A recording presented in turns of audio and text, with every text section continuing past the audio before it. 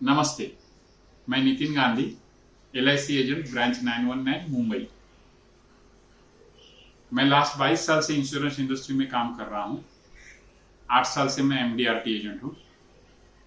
आज इस छोटे पर्दे पे आपके सामने आने की वजह है लॉकडाउन। लॉकडाउन में मैंने क्या किया, मैंने क्या स्ट्रेटेजी अपनाई, वो बताने के लिए मैं आपके सामने आया। पहला लॉकडाउन तो हंसते खेलते खत्म हो गया। फैमिली साथ में थी, अनेक प्रयोग चल रहे थे, खाने के, खेलने के, फैमिली के साथ कैसे वक्त बीत गया मालूम नहीं पड़ा। दूसरा लॉकडाउन शुरू हुआ, बाद में थोड़ी थोड़ी चिंता आने लगी कि बिजनेस का क्या होगा, लॉकडाउन ऐसे ही बढ़ते जाएगा, बिजनेस कैसा करेंगे। उसी दरमियान मैंने मेरे सभी क्लाइंटों को फ़ोन तो किया था, कोविड-19 के बारे में क्या प्रिकॉशन लेनी चाहिए, आप क्या लेते हैं, मैं क्या लेता हूँ। ये सभी क्लाइंट से मेरी बातचीत भी हुई थी और मैंने SMS भी कर दिए थे। लेकिन उस वक्त मैंने कोई भी बिजनेस के विषय उनके सामने नहीं किया, क्योंकि मुझे वो अच्छा नहीं लगा, क्योंकि वो वक्त भी नहीं था। बाद में मैं सोचने लगा कि क्या कर सकते हैं कि उनको हम लोग इंश्योरेंस की बात निकाल सकते हैं। तो वो सोचते सोचते मैंने देखा कि लॉकडाउन के दरमियान भी टीवी पे जो विज्ञापन होते हैं, एडवर्टाइजमेंट, वो चालू ही थे।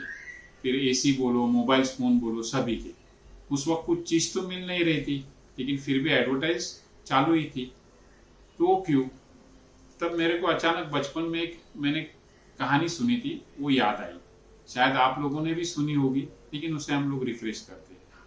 कहानी थी इंद्रदेव की। इंद्रदेव एक बार गुस्सा हो जाते हैं और वो कहते हैं कि मैं 15 साल तक बारिश ही नहीं गिराऊंगा धरती पे। सभी लोग चिंतित हो जाते हैं, किसान लोग होते हैं वो भी चिंतित होते हैं। बहुत से किसान लोग तो काम ही करना बंद कर देते हैं। एक गांव में एक किसान होता है, वो अपना काम बंद नहीं करता है। वो अपना खेती को, जो नांगरनी बोलते हैं, यानी जो नांगरनी करते हैं, वो उसका काम चालू करता है। तो सभी गांव वाले जमा होते हैं, तो हंसने लगते हैं उसके ऊपर कि ये क्या तू कर रहा है, इंद्रदेव तो 15 साल बारिश नहीं गिराने वाला है, तो बारिश नहीं आएगा तो खेती कहाँ से होगी।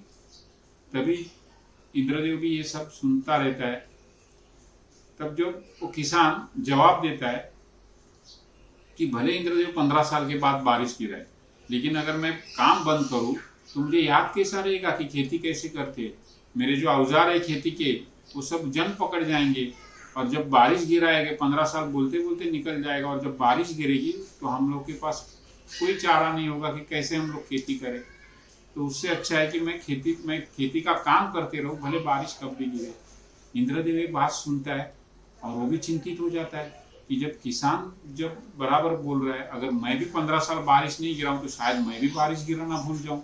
तो तुरंत अपना जो निर्णय लिया होता है उसको रद्द कर देता है, बोलता है नहीं, बारिश तो गिरना चाहिए यही साल से। तो उस कहानी से मैंने एक बोध लिया कि हमें भी ये लॉकडाउन के समय हार न मानते हुए कुछ तो करना चाहिए।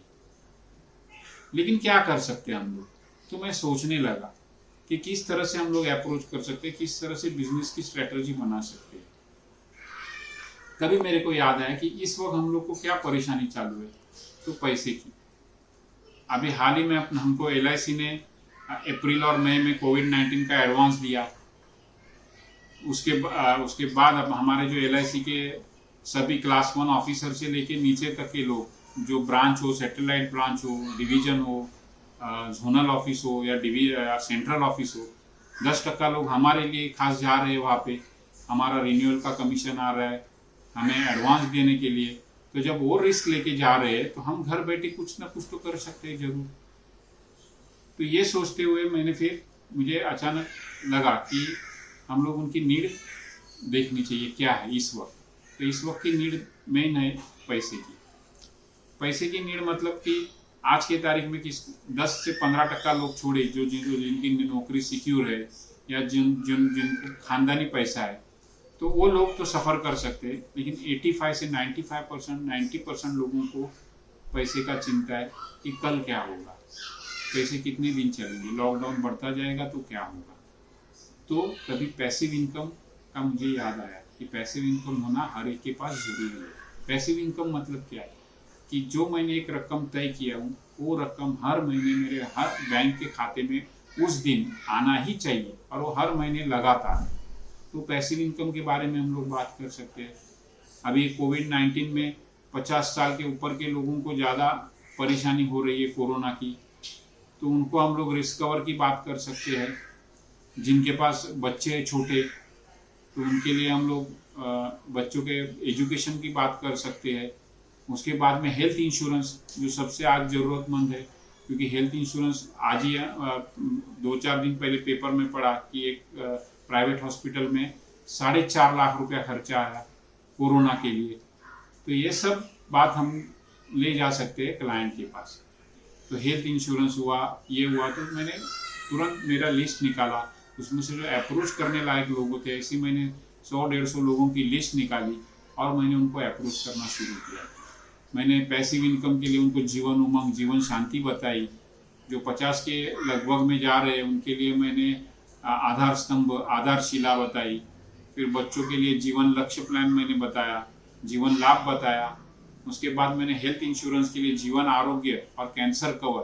कैंसर कवर तो आज की तारीख में बहुत ज़रूरत है। अभी हमारे 2 सेलिब्रिटीज़ गए, ऋषि कपूर जी और इरफान खान जी, तो कैंसर में बहुत खर्चा होता है। तो मैंने मेरी सब बातें क्लाइंट से करना शुरू किया और मैंने उनको आग्रह किया कि ये प्रोडक्ट हमारे पास अगर आज की तारीख में रहते तो हमारा पीस ऑफ माइंड रहता। इस वक्त भी चिंता नहीं रहती कि भाई हमारे पास ये इस चीज़ के लिए सब बंदोबस्त है। और मुझे कहने को खुशी होती है कि जब ये लॉकडाउन ख़त्म होगा तो उसमें से 50-100 फैमिली से तो मेरे को बिजनेस आएगा ही आएगा। तो मुझे आप सभी से यही दरख्वास्त है कि आप भी काम पे लग जाओ, लॉकडाउन को भूल जाइए और जो भी आपको वक्त मिलता है उसको यूटिलाइज कीजिए। यही कहने के लिए मैं आपके सामने आया हूँ। आपने मेरा ये वीडियो देखा, उसके लिए आपको धन्यवाद।